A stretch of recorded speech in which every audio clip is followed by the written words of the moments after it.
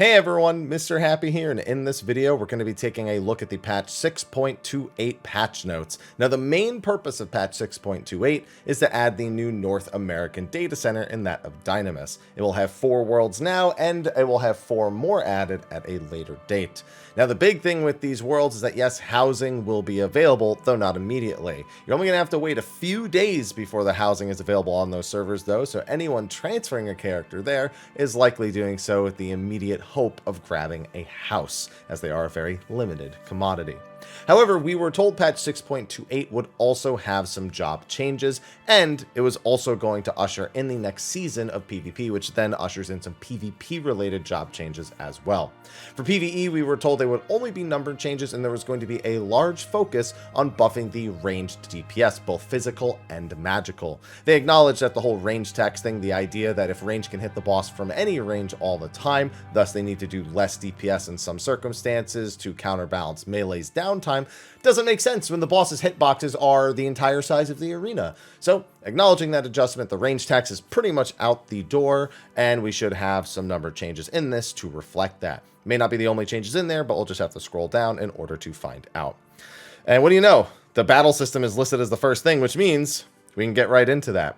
So first up, we have Warrior, a non-range change, but a job that definitely could use a bit of help in the DPS department. Now, I noticed Paladin's not on here. Reminder, Paladin is getting reworked in 6.3, so don't worry too much about that now. They did also get some fairly significant potency buffs in the previous balance update, but here we have now Warrior. And they hit two things that are kind of on opposite sides of the spectrum. So first up, Fellcleave. Fellcleave is Warrior's highest contributing DPS skill. Over 25% of most of their damage comes from Fellcleave, depending on the encounter. It is both great outside of your burst windows as just a means of spending gauge to balance your eventual burst window, and then your actual burst window itself, where you might not, you'll get 3 of them guaranteed, which will also be critical direct hits, but you'll also usually get more of them on top of that outside of those 3 guaranteed ones, whether they be in a pot window or just in everyone else's buffs. They're not the only skills you get. Granted, you'll probably be getting other skills ahead of it, especially if you're balancing your gauge correctly and your infuriates correctly. But during that inner release window, that's a lot of damage. And 20 potency on top of that, what is that? That's like, that's under 5%, I think, because it's like 400, so 20, so that's less than 5. Yeah, it looks like it's not a whole lot percentage wise, but 20 potency on every Fellcleave is going to be quite significant over the course of an entire fight, especially because, like I said, quite a few of those are going to be guaranteed critical direct hit, so the 20 potency is actually a higher number than that. And given the multiplicative nature of critical hit and direct hit, that 490 is going to actually be an even greater number. So this should be noticeable for Warriors. They should be pleased with this. Is it what they're going to need all the way? Without having a bunch of numbers up, I couldn't say definitively. What I do know is that Upheaval is not a huge percent of their damage, and only 10 potency on that. It's just going to seek to bring up their minimums outside of burst windows, which for Warrior is not that important. Like, yeah, they'll get Upheavals during buff windows as well. They'll get 1 given the 30-second cooldown nature of the ability, but it's just going to kind of bring up their mins outside of that, so that the outliers that they get from those Fellcleaves that they get during burst windows should be it should be a little bit better. Either way, I think Warriors will be relatively pleased with seeing Fellcleave hit even harder. You really can't complain. That's like the ideal ability to get a potency increase on Warrior.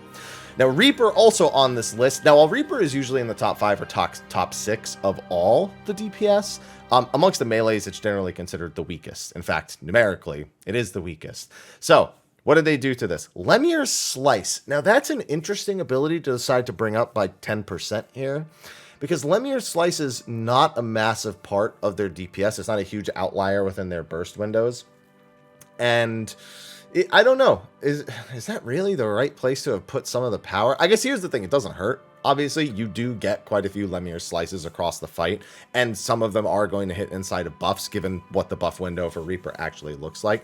But it's not going to be a massive influence on their overall DPS. Now, Plentiful Harvest and Communio. I'm really curious about what the numbers end up looking like on that. because for one, both of these skills are used during 2-minute windows and are major contributors to the swinginess of a Reaper 2-minute window. Whether or not these direct or critically hit or both is a massive, massive means of determining how a Reaper will perform across the entire fight. Now, Plentiful Harvest getting a, what is that, like 25% increase on the top end. If you don't hit the top end on Reaper in 8-man content, that's a disaster. So let's just only compare the top ends on this one and not the 200 on the bottom end. That's very, very significant. Plentiful Harvest will always be inside a 2-minute window. So getting an extra 200 potency on that is more. It's always going to be more than a 200 potency increase. And I think that's a relatively large percentage. Well, actually, no. Plentiful Harvest is probably not a super big percentage of their overall damage. But that's only because Reaper actually has so many skills that hit inside of burst windows that have like similar potencies. You know, you have Gibbet, you have Gallows, you have your just straight up combos, you have cross reaping, void reaping, communio, like all you hit those so frequently that it just naturally can't be a high percentage. But in terms of the total amount of damage it does versus all those, it is fairly significant, even if you usually only get what, like 4, depending on the length of the fight, maybe 5 across an entire encounter. So that's not going to be insignificant, but what's probably the most significant here is Communio, if I had to guess. Because Communio getting a 10% potency buff, you get a lot of Communios across the fight. I mean, you're always going to end one of your phases with your gauge with a Communio, and the ideal buff window normally sees a couple of Communios inside of your burst. So that's going to be probably one of the more important, because I think Communio is like maybe they're like 4th or 5th highest contributing skill, but they're all like really close to each other, if I remember. Like void reaping, cross reaping, they're all like really close percentage wise. So this might actually push it to being the most damage contributing skill that Reaper has. And anytime you want to hit a job in terms of its overall DPS increase, hitting abilities that are used in both inside and outside buff windows really help. Like I mentioned with Fellcleave, the fact that it helps your outside buff window median become higher, and also helps your inside buff window outlier higher, just helps with the overall performance of the job. Really curious to see how that Communio ends up affecting Reaper as a whole, more so than Lemur's Slice and Plentiful Harvest. But I want to see what Plentiful Harvest numbers look like after this, because again, it only hits during 2 minutes, and so it's a really swingy skill for them. And if you get all of your Plentiful Harvest crits across a fight, that's going to be a really noticeable increase. Otherwise, it'll be a nice increase on the bottom end. Now for Bard, only Imperial Arrow. Kind of surprised. So Dancer and Bard are both doing quite well. Dancer doing phenomenally well, and I already noticed Bard and Machinist are on this list. I wonder if hold on, let me see. Dancer not on the list. Yeah, I'm not surprised to not see Dancer on the list. You have to remember that when you buff other jobs, especially like Reaper, which if that's your only melee DPS, you know, it's not, Dancer's not the biggest fan of that, but you know, it's still something. If you're going to increase the power of the people around you, and given the usual comp is either, you know, 2 melee, 1 ranged fizz, 1 caster, or 1 melee, 1 fizz ranged, and 2 casters, then you can't go too hard on increasing those skills. Dancer, if Dancer was on this list, I think it probably would have been in error, because Dancer is incredibly strong right now. But for Bard, Imperial Arrow. So, despite Imperial Arrow not sounding like an incredibly influential skill, if my time as a Bard main this expansion, even if that wasn't patched, if that was the most recent patch, it was like the 4th or 5th, I think it was the 5th highest contributing skill to their overall DPS. Like, you get a lot of them across the fight, and getting, what is that, 25? Was that 25%? I shouldn't be trying to do math. I really need to know better. 15%. It's 30, 20, 10. Yeah, 15%. Not a good idea. Don't ever do math. If you ever do content creation, don't do math in the middle of the video. 15% increase on one of their highest contributing skills again. I don't think Bard players are going to be overall satisfied with that, but it is going to be a nice little boost on their end. What we really need to see is how the changes to the other non-fizz range jobs, since the average comp, like I said earlier, how that's going to impact their overall DPS. Not by a lot, you know, it's more for those jobs than it is for Bard, but it's just, it makes me wonder if this factor is enough, especially when against the next job on the list, Machinist. Machinist has been the centerpiece of a lot of discussion. And so we knew we weren't going to get any functional changes to the job here, but potency changes can go a long way for a job that is often referred to as the pure DPS of the role. So what you decide to buff can be very, very important to how the job is perceived by the community. For me, the biggest thing, I know drill, air anchor, chainsaw, big numbers on the list, make them seem like they should be among the more important things. But heat blast, for me, is one of the more important things. That is 20 potency, and that's just like what, like 20, that's like 11%, so you don't try to do math again. That's like an 11-ish% increase on every single hit. You get 5 of those every single time you hypercharge. So that is a 100 potency increase to every hypercharge window. And of course, that's also going to be something you do during your buff window. So that is significant. Heat Blast is their highest contributing DPS skill, despite its lower potency. So that's going to be I think that's going to be pretty big overall for them. Again, is it enough to make people stop memeing on them? Who knows? Somebody's probably done the math before I've even recorded this video. But I think that that's fairly significant to anyone who is at least a Machinist enjoyer right now. But on top of that, drill, air anchor, and chainsaw all got 20 potency, which, not that, what is that, like 3 point something percent or whatever? I don't know. For all of those. It's one of those things you like to see. Drill is, I believe, their second, sometimes depending on crit RNG for the non-reassembled ones. It can be their highest contributing skill, so right up there with Heat Blast. 20 potency is always going to be good on a skill with such a high potency as a whole, even if it's low percentage-wise. It just creates an even bigger bottom and top, so those crits are going to matter even more, and that's true across all of them. But drill, every 20 seconds it's going to be quite significant seeing how much that ends up contributing. And then you got Wildfire. Never exciting to talk about. I mean, yeah, it's an extra 120 potency across the 6 weapon skills that you get, so what goes from 1320 to 1440. But Wildfire has other issues that are not solved by this. It is a 2-minute skill. It is always going to be inside of buffs if you are playing correctly, and thus the extra 120 potency is certainly welcome. It's going to be more influential than that.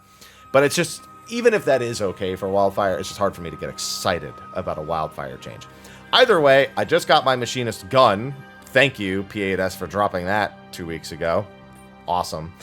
So maybe I'll give it a shot this week and see how it ends up going with the increased damage.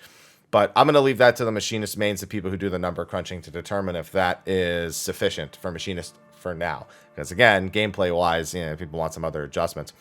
Now, Black Mage, some people might be surprised to see on this list. Black Mage has been doing okay this expansion. It's usually around Reaper's DPS levels. However, I think most of us would have liked to have seen Black Mage be a little stronger. And a little stronger is exactly what they got. Now, the foul buff is not that important. It's great for situations where you use foul at level 90, but it's not something we can really talk about as a consistent factor in their damage. Xenoglossy, on the other hand, added 40 potency on one of their hardest hitting skills. I think Xenoglossy is like their second or third highest contributing skill. If it's not Fire 4, it's never as crazy as it looks, but Xenoglossy is a big one, especially because during 2-minute buffs, you will be trying to get a double. I think you can even go for a triple Xenoglossy, if memory serves, inside of a 2-minute window, if your timings and everything are on point and your resource management is on point. That's always great, but that 40 potency does not come isolated, because the next change is to Enochian, which just got a flat 1% increase to its damage, which just means Black Mage does 1% more damage now. So even that Xenoglossy buff is 1% more than it says it is. That's a lot. I think Black Mages on the top end do like 12-ish thousand. I think that depends on of their raw DPS, not of what their R DPS ends up looking like. So you want to bump that down anywhere from 10,000 to 20,000 is like considered a reasonable performance probably on Black Mage. So you're looking at 100 to 120 on average DPS. And again, that's just what it looks like when you read it on paper. When it actually functions in game, you have to remember that we're looking at the number and adding 1% of every individual skill, which should in theory bring the DPS up that average. But sometimes it has a more fluctuating effect depending on what crits, what doesn't. And Black Mage, not a super crit heavy job most of the time. I know most people tend to run spell speed and not crit Black Mage, but That 1% is going to be really consistent on spell speed builds and even more swingy on crit builds. So curious to see how that ends up working out. But should be nice. As much as we like to sometimes harp on DPS balance, a lot of the time it does hang on a knife's edge. And I actually am going to just pull up some numbers real quick over here on the side, just so I have an idea of what 100 to 120 DPS means relative to the rest of the jobs, because that is how people tend to look at it. So let me see. Black Mage, you know, on average, their median, actually, holy moly, 10 to 12,000. So I was right. It is their uppers are 10 to 12,000, but it's really their median is just kind of under 10,000 across most encounters. So let's just make it even and just say, let's just say 10,000 just for the sake of things. Compared to Reaper, which is on average right above it by a couple hundred points. It puts it, again, kind of right on par with where Reaper was before. Again, we don't really know exactly how it's going to factor in with Xenoglossy, and 1% of damage is not always just 1% of DPS, so that number may not actually work out. But that does keep it at least kind of on par with the updates that Reaper received. Could Black Mage use more? Probably. You could probably give Black Mage another whole percent on Enochian and put it in a proper spot. And you could honestly just adjust Enochian if you ever want to adjust Black Mage numbers. It swings them by a lot, but given how close all of the damage numbers are, that 1 or 2% tends to swing it up to the bottom middle range of the melee DPS. I think that's a fair place for Black Mage to be. But you know what? No Black Mage player is going to turn down 1% damage. Just, that's not going to happen. Moving on to Summoner, interestingly enough, Fester, Inferno, Earthen Fury, and Aerial Blast. So Inferno, Earthen Fury, and Aerial Blast you'll use once a minute. That is the summoning of Ifrit, Titan, and Garuda. And the Titan one is the most important of that batch. Titan is usually hit inside of all the burst windows, and I think Garuda is usually inside of pot windows, so Inferno being the least influential of these three. But along with Fester, that's being an extra, you know, what is that, 80 potency a minute, because it's 40 and you get 2 of them. That ends up being, yeah, like 230 potency per minute. Festers will always hit inside of buff windows. Like I said, Earthen Furies will too. So if those, again, those can be really swingy. I don't really know how this overall affects Summoner, because none of these... Fester's fairly influential on their overall damage because of its frequent enough and its potency is decent enough. But I know that stuff like Akmorn and Astral Impulse and stuff that happens in Bahamut especially, and then stuff that happens in Phoenix as a secondary, end up being really, really big contributors. So I'm wondering how they landed on specifically increasing their power on the individual summons and on Fester itself. There are also encounters where you will just lose uses of some of these, depending on, you know, downtime and needing to go right back into a major buff window. So in some encounters and their designs, these the Inferno and Aerial Blast buffs are way, way less influential. Summoner not in too bad of a spot now, but I don't think this is very short-sighted, I feel, when it comes to the changes. And I have a feeling we'll see more of those coming in 0.3. We were told that they were just going to do some number adjustments here. So maybe in 0.3 we'll see something more deciding, and maybe something that's more involved with where their damage tends to actually come from. And these are not the sources. However, it will feel nice seeing bigger numbers on what are already bigger numbers on these 3 skills. And Fester, never hurts. Never hurts to have another 40 potency increase. Red Mage. The entire melee combo. Well, the actual melee portion of the melee combo, not the 3 skills that come after. Interesting. So individually, these skills don't affect their overall DPS too much, but collectively, I think the melee combo is like 15% of their overall DPS. And this is what, 60, 50, it's a 140 potency increase across the entire melee combo. What's the melee combo potency? The new one, I suppose. Well, I guess what was the old one actually? So that's 510. That's not, what is that, 980? Yeah, that's 980. See, sometimes it's okay to do math. So 980, and that's 15%, and then this is what, a 140 increase. So what is that, like?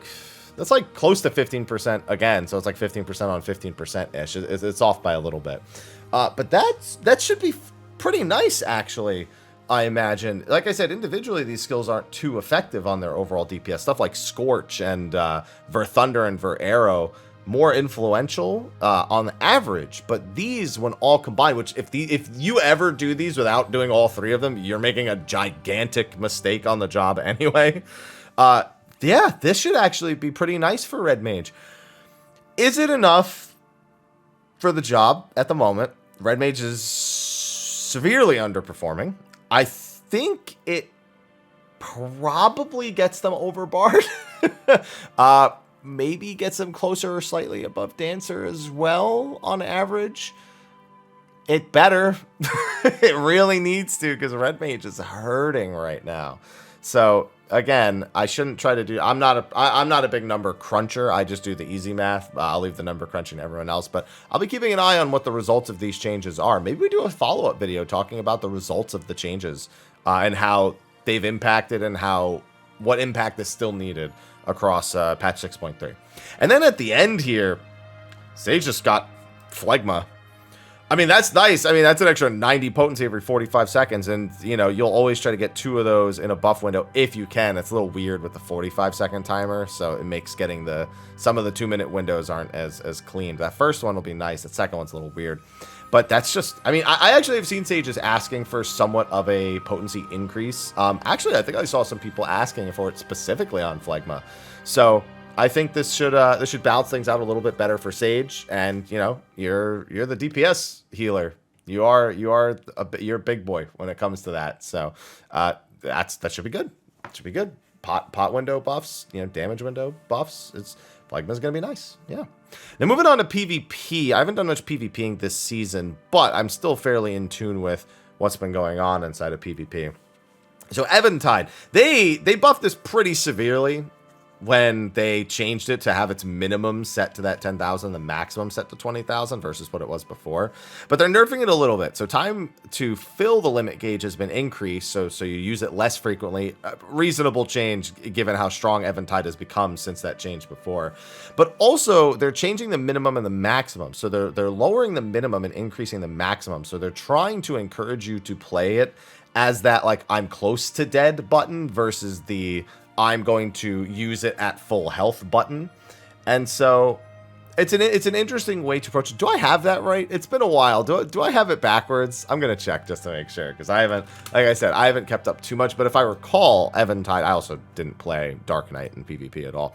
Eventide was on the low end when you're at I think, let me just double check. Let me just make sure. I can always pull it up on the other monitor real quick.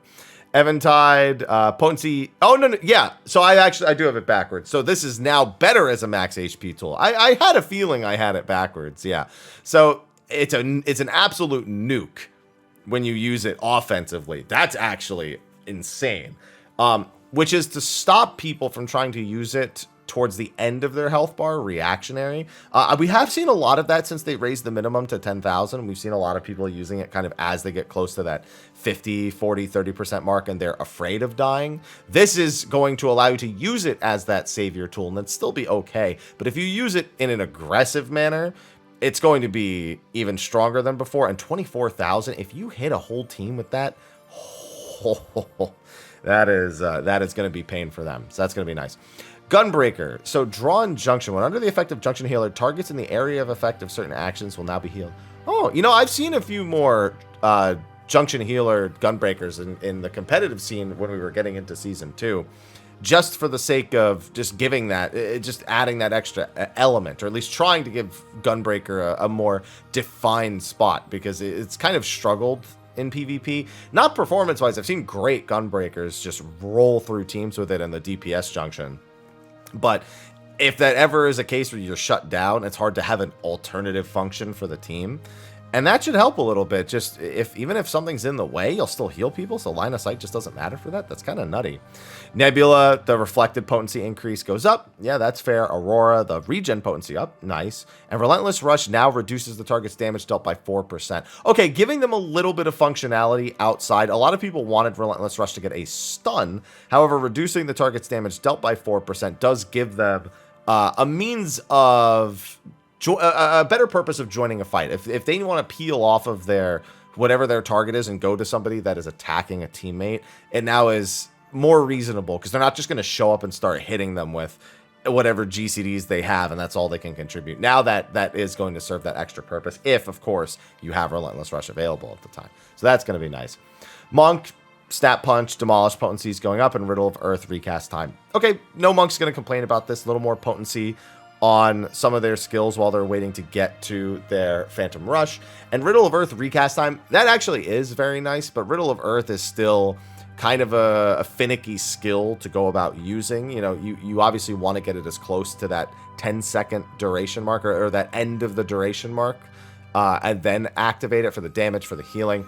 This will give you more opportunities to do that, but you still have to be quite proactive about its use. I know a lot of people, myself included, were asking for some sort of leeway where it would automatically proc, even if you hit within a certain threshold of your health or time, or even just automatically going off at the end of the duration. But no changes like that here. They understand, probably rightfully so, that would be very strong. Even if it's a quality of life use, you know, maybe you lower the potency if the duration wears off or something. But skilled monks should get decent use out of this, assuming they don't just die instantly anyway because they're being focused. So Ninja Shikuchi, hidden effect has been reduced. That doesn't surprise me. The hidden effect on Shikuchi is very strong, so even that 1 second goes a long way to helping Ninja out. And Huton movement speed effect has been reduced. Okay, yeah, they're trying to make them less slippery, and I appreciate that, because Ninja is annoyingly slippery in PvP. They're like Lee Sin in PvP. They are ranged, melee, stealth, assassins, tanks. It's ridiculous. So anything that reduces some of that functionality I appreciate. Even if Ninja is difficult to have a massive effect on at times, it could also absolutely steamroll teams even before contemplating in the actual ultimate. Powerful shot movement speed while casting has been increased. I wonder how long before they just get rid of the slowed movement speed, because that was one of the big things I didn't like about Machinist, who I see is right below it with a similar change to Blast Charge. It just feels annoying. Like, I get it. They want you to be able to move, but they don't want you to have free reign and just constant DPS, but it doesn't. It feels bad. I'd rather they just rebalance it to not have this whole movement speed thing with Powerful Shot and Blast Charge. But for now, I'll take an increase to what that movement speed was before. For the Bishop Auto Turret, improve the clarity of the targeted area of effect. The ground targeting radius has been increased from 1M to 5M. So now it shows you, when you place the Bishop Auto Turret, it's showing you the entire range of it versus you placing the Bishop Auto Turret and then seeing the pulse after. Big quality of life. Love that. And I'm kind of don't know why I didn't think about that before, because that absolutely bugged me when I played Machinist in PvP, and that's great. Ether Mortar, which is the effect from the Bishop Auto Turret. So it looks like they're just increasing the time of both the offensive and defensive effects to 7 seconds. Cool. I mean, Machinist, the Bishop Auto Turret is an unsung hero for Machinist in PvP. Good use of it, does a lot. Especially the shield that comes off of the friendly portion of the mortar.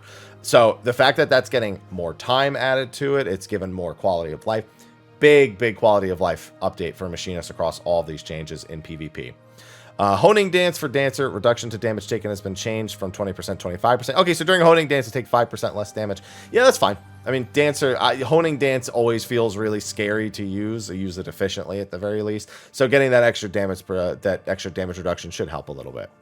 Black Mage, Soul Resonance, the A pockets of stasis effect has been removed. Am I remembering correctly? And that was their built-in damage mitigation. I think that's the effect they gave them in like 6.15, I think, when they first changed it, and then when they did that mass over buff to Black Mage. That's scary. Black Mage, you know, Yoshi P himself said it can be very strong in PvP. That's still really scary for Black Mages. They have plenty of other tools at their disposal. They can probably get away without it just fine. But if I'm remembering what that is, and it won't show me on the job change anymore, because it's going to have the old effect. It's going to have the new effect on the job thing already. That's scary. So have fun. I mean, I haven't played Black Mage since it was OP, and even then I only played it a few times because it felt kind of disgusting. Summoner Ruin 3. Okay, just potency increases to Ruin 3, Astral Impulse, and Fountain of Fire. Cool. That's gotta be good for them, especially Astral Impulse. That's the interesting one. to decide to buff, because that's it's going to be pretty important. Now, Mega Flare targets in the area of effect. So it looks like they're just getting rid of line of sighting with certain skills. This is big. All of these line of sight changes are significant. I'm curious to see what the other ones are, because there's probably more below this. I see Red Mage has a magic barrier change underneath, but that's nice. Bahamut's already the one people use most of the time. The fact that people can't hide from it anymore, yo, I can already see some toxic scenarios with that, and I'm all about it. Red Mage, so magic barrier and frazzle, both two sides of the same coin. Both getting changes. The HP recovered via healing actions has been reduced. Thank you. So these are actually two of my biggest pain points with Red Mage. Red Mage has been a monster in PvP, on and off, even throughout the changes they have gotten, but they've always been kind of a reliable pick, even after they've made adjustments to other skills. But Magic Barrier and Frazzle have been two that have they've been kind of hidden pain points. You know, when I think of how frustrated I get against a Red Mage, I think about the melee combo and all the dots. You know, especially when we were newer to Crystalline Conflict and all the changes, and how it would just ignore guard, because guard was applied after the fact, so snapshot didn't apply. But this should help a little bit. HP recovered, and also the effect duration going down. That's the same. It's basically the same thing. It's either the HP or effect duration recovery aspect of either your teammates getting the buff from Magic Barrier or the debuff put on by Frazzle. However, Frazzle will now also affect targets even when obstructed by objects on the field. So again, LOS won't stop Frazzle from applying. That might be pretty important. I'm thinking of the Volcano map and how the fights usually start. It's a lot of posturing around the line of sight.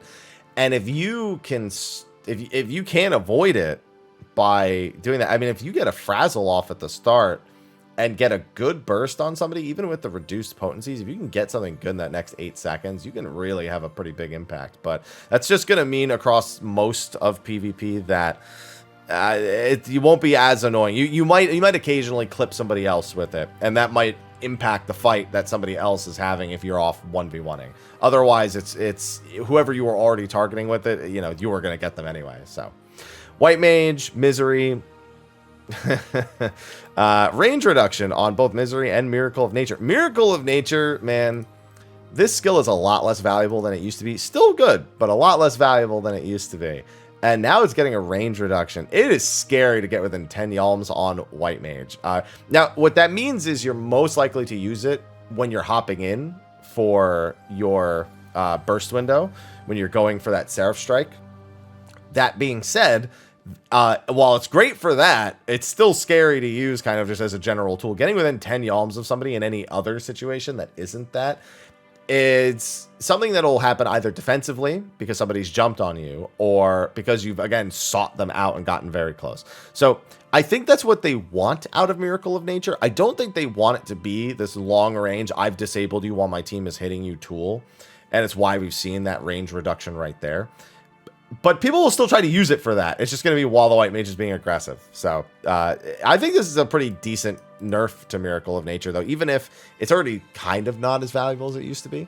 But, you know, if you are going to make a nerf to it, that's the one to make. Astro. Oh, see, I hadn't thought about this. So the balance, the bowl, and the arrow are now also no longer affected by line of sight.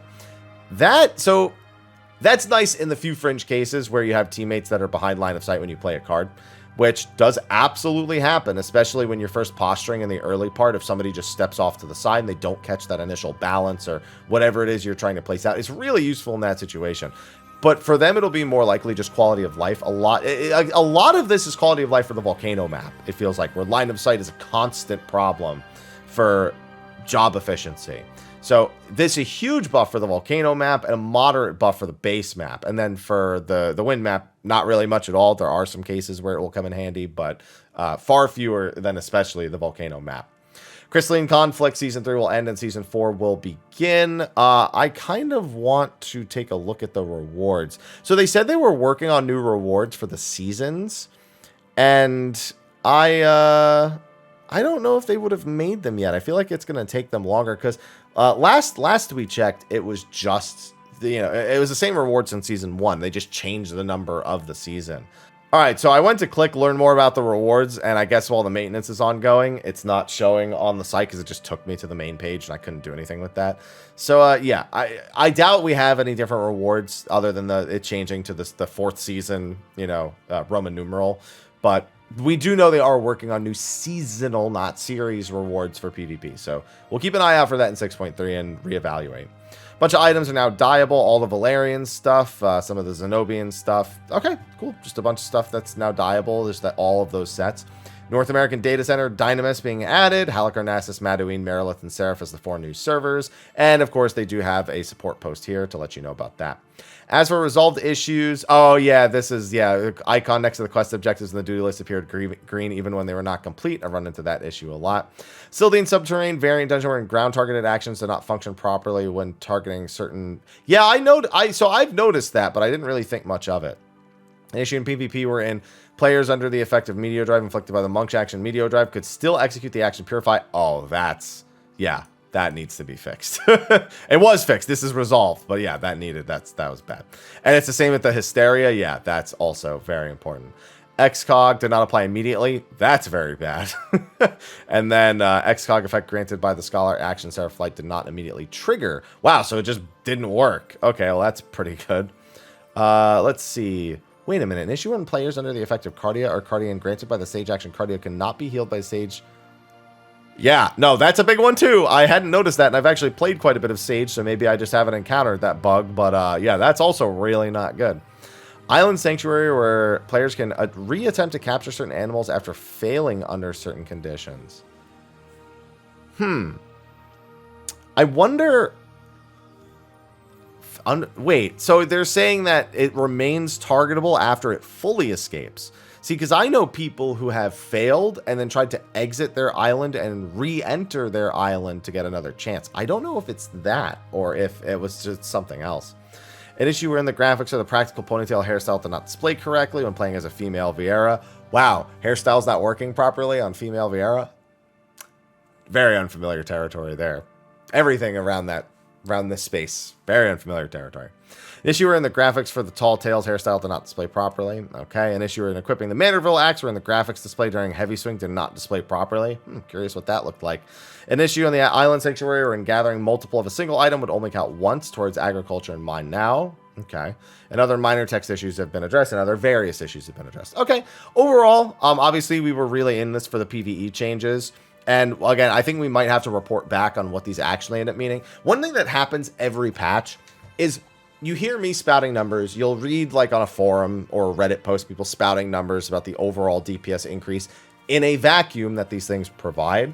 But our game does not operate in a vacuum. So as much as I gave you kind of an idea of what impact they might have, we need to revisit the practical increase once we actually get the game active and we start seeing people using these jobs and providing that kind of data. So like I said, maybe we report back and take a bit of a look. Now they do actually provide stuff in the job guide, so I suppose we could look at what their reasoning is. But what I have said before is that their reasoning is often not it's not that it's not satisfactory, but it's often not super how would I describe it?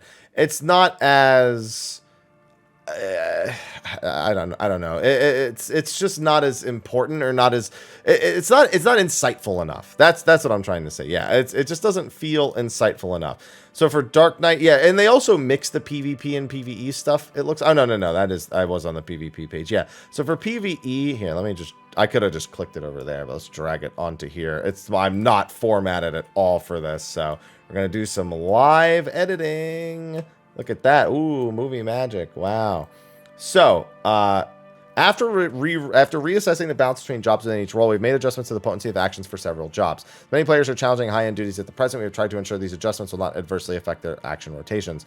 Moreover, in light of the previous adjustments to reduce stress on tank and melee DPS, we raised the damage floor for ranged DPS jobs to compensate for their diminished impact. However, when reviewing balance of Dancer in relation to other physical ranged DPS jobs, we decided it would not require such adjustments, right in line with my assessment. Warrior got an increase on 6.21, but it was not enough, so they increased the potency of their actions to further improve burst damage. Fell Cleave Big adjustment for that. Reaper, for melee DPS, we decided to increase the DPS of Reaper actions while we improved the strength of their basic combo in 6.2. 6.28, we focus on improvements to burst damage in hopes of striking a better balance. Yeah, I mean, this goes back to like what we talked about, the swinginess of our current 2-minute meta. You have to make adjustments to their burst because it creates the largest outlier, which increases their DPS more so than just flat numbers will indicate. Bard, we wanted to raise the damage floor of ranged DPS class while also maintaining balance within the ranged physical role. We wish to avoid adjustments that would significantly affect DPS rotations. Yeah, so you know what? That makes sense for Bard for Imperial Arrow, because no matter what you do to Imperial Arrow, you are going to use it every 15 seconds. If you make any other sort of adjustment to Bard, there's a chance that you'll have to make a rotational adjustment for it, but unlikely. I don't know what they really could have done that would have thrown anything on Bard into flux. It's such a rigid job in the first place, but at least somewhat reasonable of an explanation. Machinist wanted to, yeah, so the adjustments made to Machinist shouldn't help their burst and non-burst. Yeah, Heat Blast, again, big. I'm really curious to see what that Heat Blast change into meaning, and the drill adjustment in particular, and the rest is nice, but those are the two things I really want to see the practical applications on.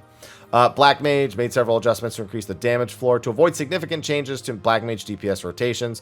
Yeah, if you want to not make many changes, just increasing Enochian by 1% is pretty big.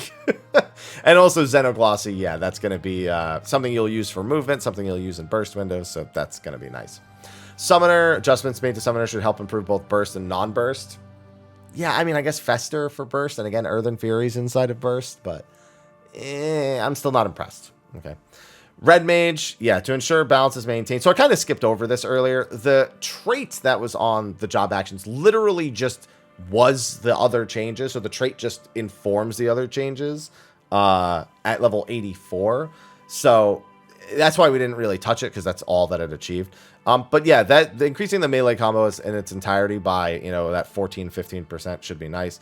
And Sage, Phlegma 3 just got a buff. Because of its unique recast timer, it does not hinder the use of other actions. We believe this change will result in improved DPS. Yeah, the 45-second thing's still kind of weird, but it is what it is. Extra 90 potency. Listen, I'll be on Sage in Sephiroth tomorrow. I'll notice when it does more, okay? Either way, that's going to be everything for patch 6.28 and the job guide explanation. So let me know what you think of these job changes in the comment section of the video below. Be sure to like, favorite, subscribe, and share, and stay tuned for all the latest in Final Fantasy XIV. Don't forget, we got a live letter on the 11th, so we'll be doing all the reporting on that and any other videos we can make on that as well. Anyway, I'll see you in the next one, and until then, take care.